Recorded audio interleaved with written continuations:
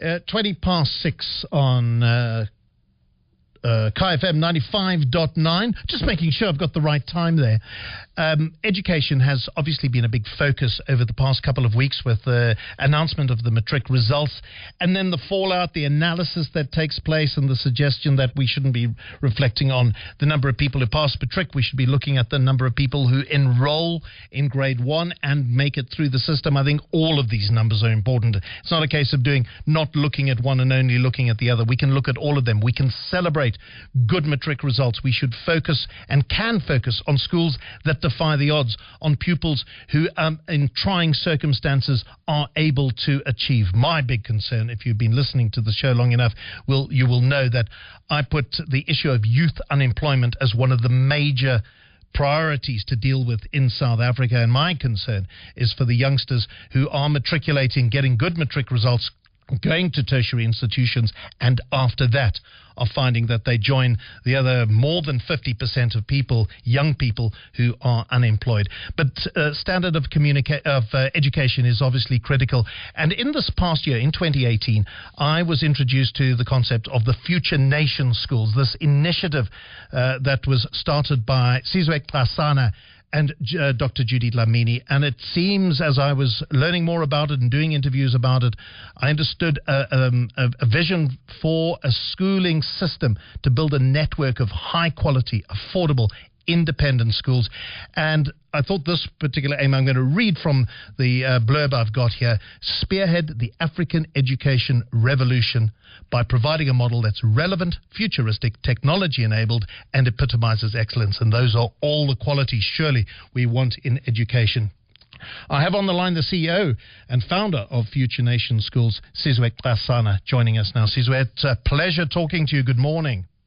Good morning. Good morning to the listeners. It's good to have you with us. How was Future Nation Schools' matric results? Well, we haven't yet gotten to matric. Because you're not there yet? Okay. Because our model of learning and teaching is different, we only enroll students from outside, in other words, from other schools, only up to grade 8. So this year, because it's our third year of operation, we have grade 10.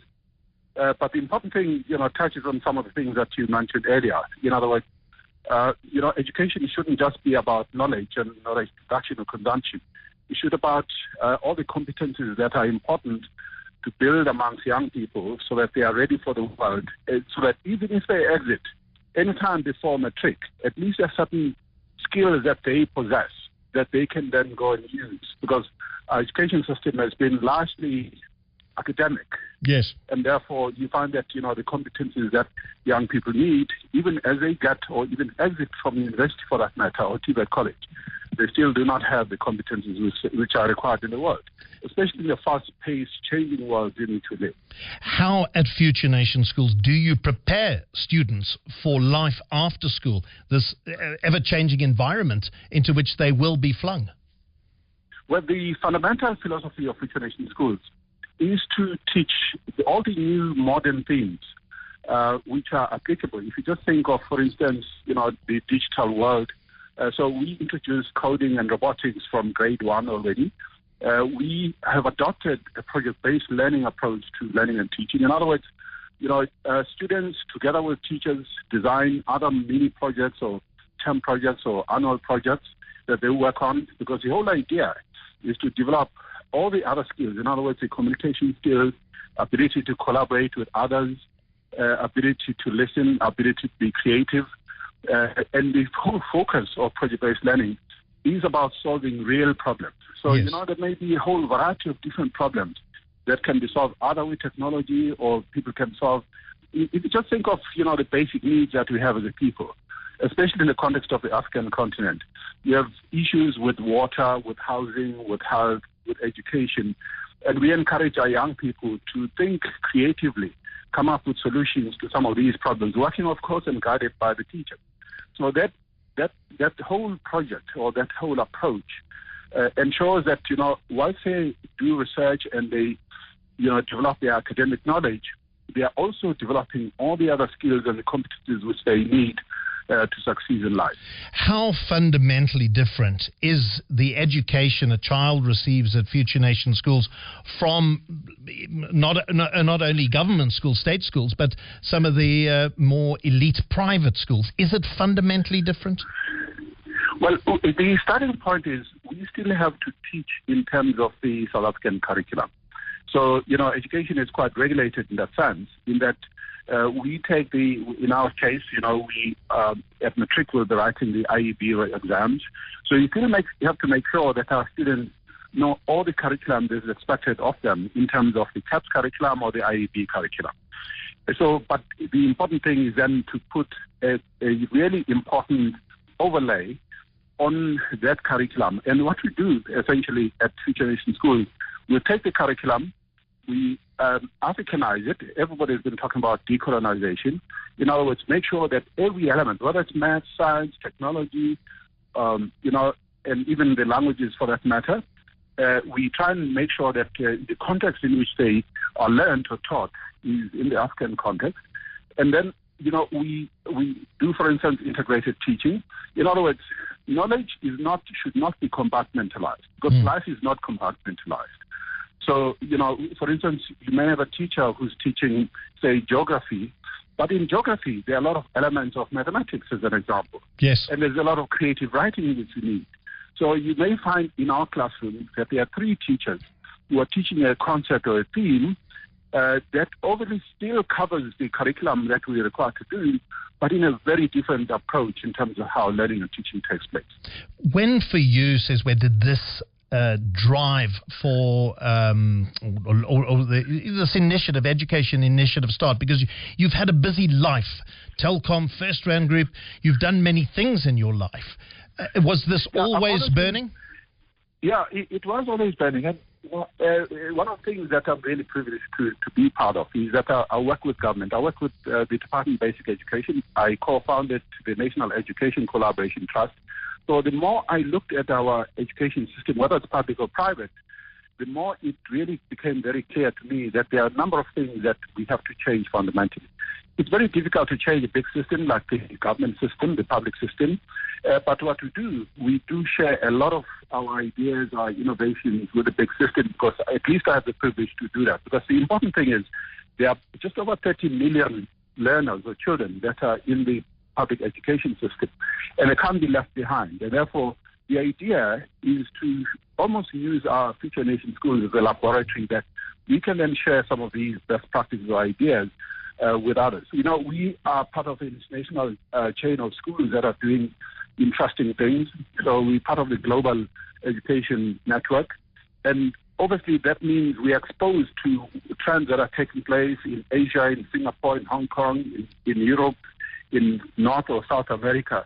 And therefore, obviously, bringing those international best practices and localizing them and contextualizing them in our context becomes really important, which is the job that we do, putting our own resources at Future Nation schools. Well, it certainly is a revolution. If you're talking about an African education revolution, that is the appropriate word that you to use there. When I look at the analysis of the matric results over this past week, obviously there is the reason to celebrate. There are reasons to be disgruntled, concerned about levels of education, and the focus as well of the number of children who start grade 1 and don't finish matric. You mentioned in your last answer there, you were talking about the children being left behind, and it's a great percentage at the moment.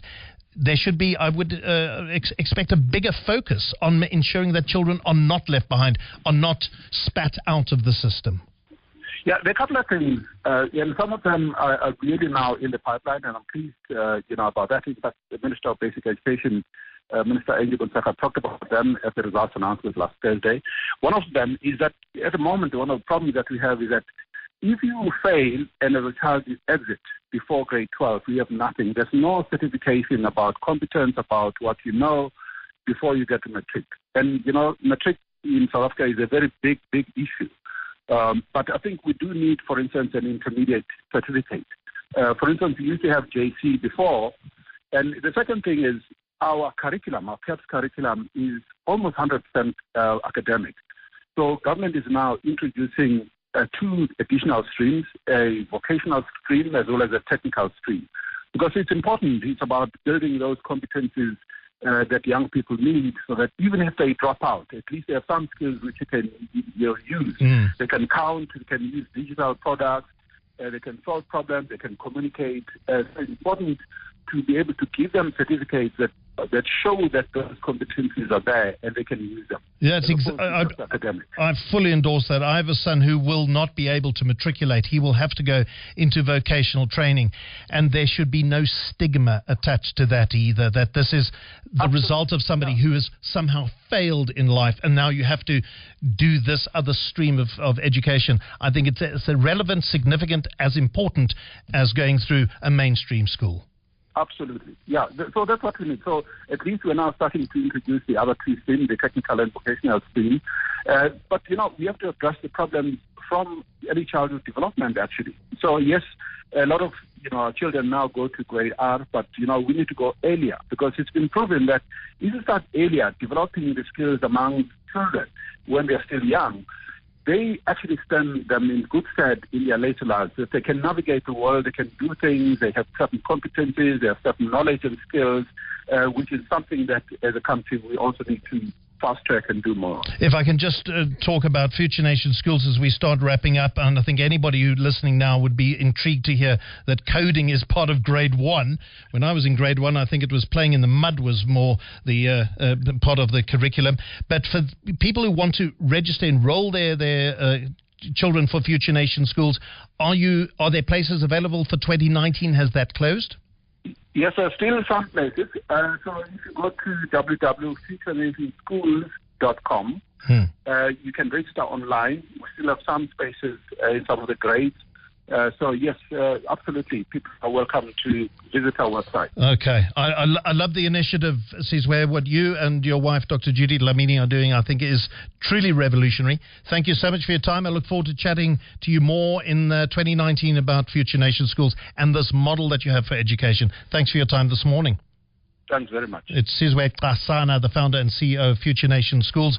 The website then to go and have a look at if you are wanting to enroll your child, or you are just simply interested in this concept that Sizwe Nxasana and Judy Dlamini have started. Go to futurenationschools.com. Dlamini have started.